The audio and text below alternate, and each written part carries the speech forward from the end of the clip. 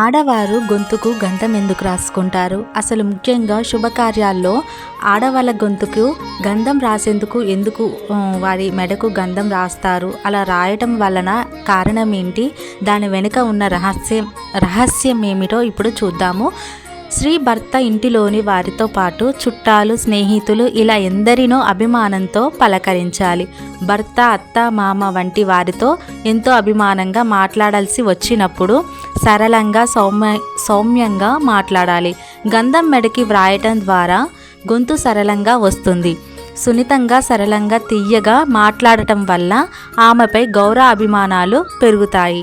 ఒక్కోసారి చెప్పే విషయం వినయంగా వినమ్రతంగా ఉన్న మాట గట్టిగా కఠినంగా ఉంటే తమను ఎదిరించేలా మాట్లాడుతుందని అనుకునే ప్రమాదం ఉంది.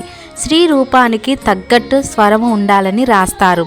గంధం శుభానికి సూచన కాబట్టి గంధం శుభానికి సూచన కూడా. అందుకని ఈ గంధం అనేది శుభకార్యాల్లో ఆడవాళ్ళ గొంతుకు గంధం రాస్తారనమాట. ఇది దాని వెనుక ఉన్న రహస్యం అండ్ ఇదే దాని వెనుక ఉన్న కారణం అనమాట. ఖచ్చితంగా స్త్రీలు శుభకార్యాలలో గంధం ఖచ్చితంగా రాసుకుంటారు. ముఖ్యంగా పెళ్ళైన వాళ్ళ స్త్రీలు రాసుకుంటారండి. సో ఈ వీడియో కనుక మీకు నచ్చినట్లయితే లైక్ చేయండి, షేర్ చేయండి అండ్ కామెంట్ చేయండి. For more videos please do subscribe my channel. Thanks for watching. See you again next video.